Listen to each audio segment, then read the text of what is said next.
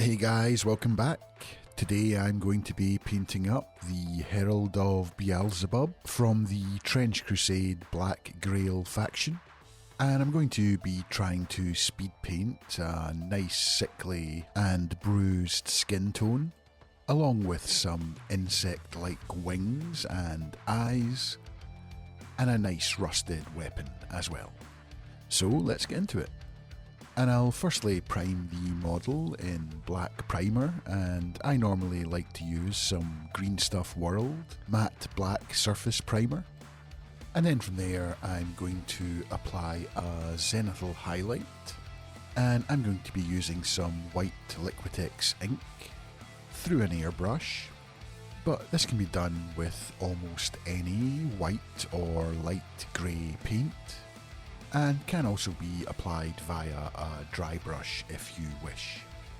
And the reason I apply the zenithal highlight rather than starting from a white primer base is the zenithal highlight helps to build the contrast from the very start of the process by keeping all of the recesses and cracks still with the black primer, which is something that spraying the entire model white just can't achieve. So if I'm aiming for a white prime, I'm almost always going to do it via a zenithal highlight.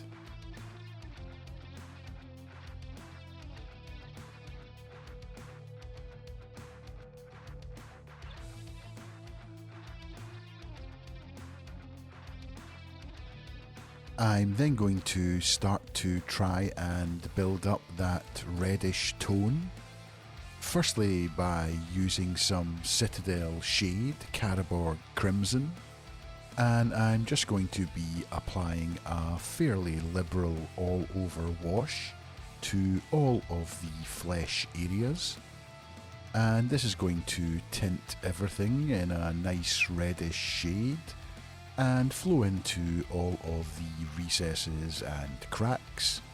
And the only thing I'm really watching out for here is to make sure that there isn't too much excess pooling.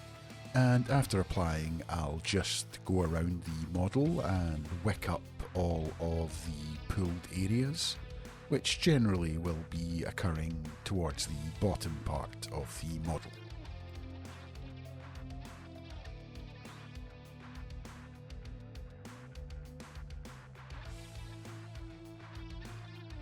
And once that had fully dried, I wanted to come in and build the flesh tone up. And to do that, I use some Citadel Deepkin Flesh, which is a pretty much off-white colour with a very small hint of green in it, which should be perfect for the sickly, diseased skin tone. And I'm just going to very lightly apply this via a dry brush, slowly building up the layers until it's built up to a nice off-white greenish colour on all of the top highlight areas. And as I mentioned, I'll be building this up over multiple passes, and that way I'll get a nice gradient between the red in all of the recesses to the off-white green on the highlights.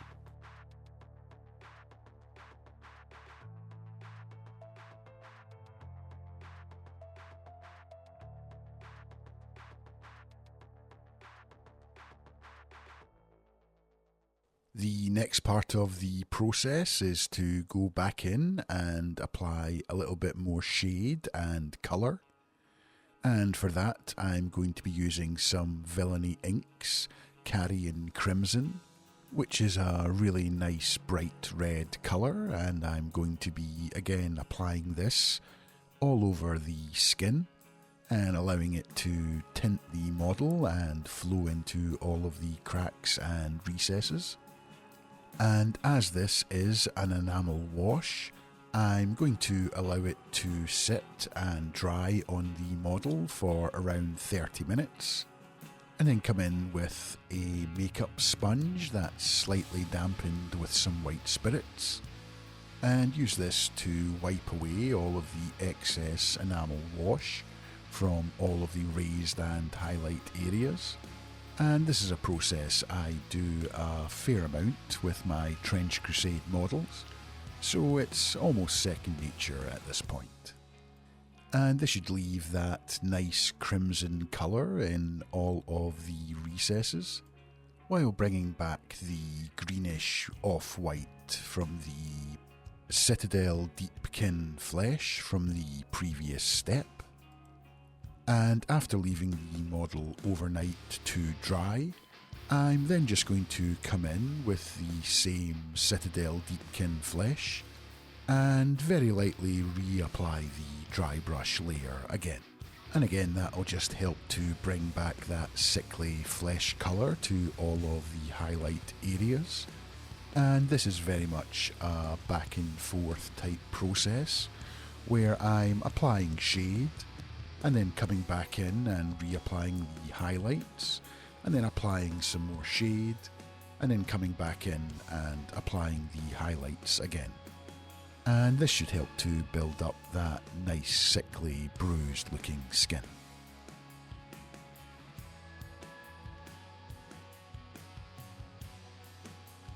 Now that I was happy with the skin tone, it was time to move on to the rest of the parts of the model. Firstly, by using some Army Painter Speed Paints Turnbull Turquoise from the John Blanche range to paint in the insect-like wings and eyes. And I'm just going to base coat all of these areas in this colour, which should give me a really nice grim dark turquoise colour as a base for all of these areas.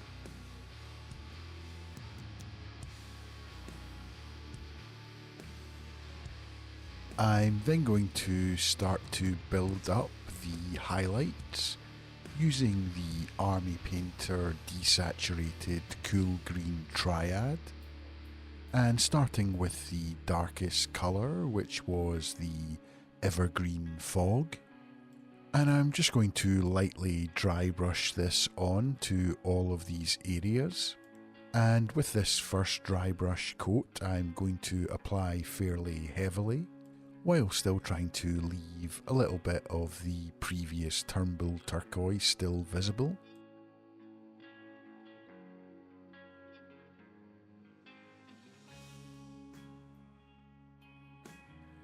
And from here I'm just going to continue working my way up the brighter colours in the triad, and I'll leave a full list of all of the paints used in the description below.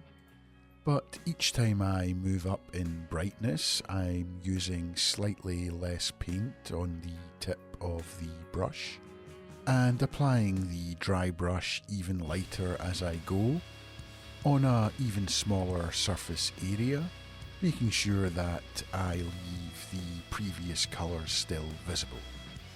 And that way it should build a nice transition between the dark Turnbull turquoise from the base all the way up to the lighter colours in the cool green triad.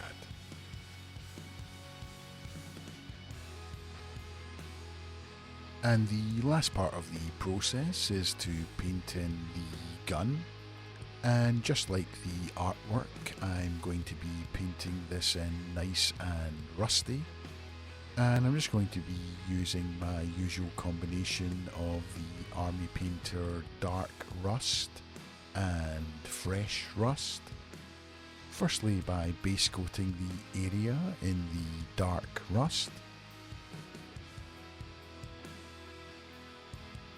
and then just stippling on some of the fresh rust randomly across the surface, which will give a very quick and easy rusty looking gun. And the only other thing that I did was I painted the beak and stinger in black, and then just gave them a very quick highlight with some dark grey. And that's the model now complete. And as always, a big thank you to all of my Patreon and YouTube members.